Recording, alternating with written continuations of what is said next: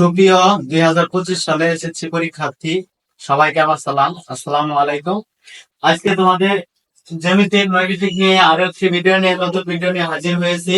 যারা দুর্বল স্টুডেন্ট আছো তাদের যাতে 10টা নৈবিতিক কারেক্ট হয়, ইনশাআল্লাহ 10টা নৈবিতিক কারেক্ট হয়, এই প্রচেষ্টা চালিয়ে যাচ্ছি। দেখো আজকে তোমাদের জ্যামিতির ইম্পর্টেন্ট নৈবিতিক গুলা আমি বোর্ডে লিখছি। চিত্রের নাম চতুর্ভুজ। চতুর্ভুজ আঁকতে উপাত্ত লাগবে 5টি, বর্গ আঁকতে উপাত্ত লাগবে 1টি, ত্রিভুজ আঁকতে উপাত্ত লাগবে 3টি, সমবাহু ত্রিভুজ আঁকতে 1টি। দুইটার মধ্যে কনফিউজ হবে না। শুধু ত্রিভুজ বললে 3টি, সমবাহু ত্রিভুজ বললে 1টি, রম্বস 2টি, আয়ত 2টি উপাত্তের প্রয়োজন, সামান্তরিক 3টি উপাত্তের প্রয়োজন, ট্রাপিজিয়াম 4টি উপাত্তের প্রয়োজন। তোমার নৈবিতিক আসবে চতুর্ভুজ আঁকতে কয়টি উপাত্তের প্রয়োজন? 4টি, 3টি, 2টি, 5টি। তোমার দেওয়া লাগবে 5টি। চতুর্ভুজ মানেই 4, যদি দাও তাহলে ভুল হবে। চতুর্ভুজ আঁকতে 5টি উপাত্তের প্রয়োজন, বর্গ আঁকতে 1টি উপাত্তের প্রয়োজন। নৈবিতিক এমনি আসবে যে বর্গ আঁকতে কয়টি উপাত্ত প্রয়োজন?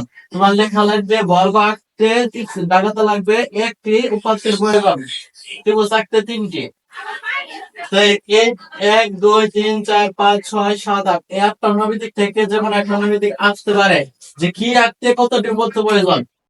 তো এইদিকে যখন ভারত লিখছে যে নাম মাত্রা, নৈবিতিক আসতে পারে রেখার মাত্রা কয়টি? তোমার দেওয়া লাগবে রেখার মাত্রা 1টি। তলের মাত্রা কয়টি? তলের মাত্রা 2টি। গোলক অবলিক ঘনবস্তুর মাত্রা কয়টি? 3টি। ঘনবস্তুর তল 6টি, মাত্রা 3টি। ভালোভাবে খেয়াল করবে। যদি বলে ঘনবস্তুর তল কতটি? 6টি। আর ঘনবস্তুর মাত্রা কতটি? 3টি। যদি বলে বৃত্তের মাত্রা কতটি? অসংখ্য। বিন্দুর মাত্রা কতটি? বিন্দুর কোনো মাত্রা নেই, শূন্য। এই নৈমিতিকটা অনেক বোর্ডে এসেছে যে কোনটিকে শূন্য মাত্রার সত্তা বলা হয়, বিন্দুকে শূন্য মাত্রার সত্তা বলা হয়। বিন্দুর মাত্রা শূন্য, নৈমিতিক আসতে পারে, অনেক বোর্ডে এসেছে। বৃত্তের মাত্রা অসংখ্য, খেয়াল করবা। তোমাদের আজকে যে কিছু নৈবিতিক দিলাম, এই নৈবিতিক গুলো মোস্ট ইম্পর্টেন্ট নৈবিতিক।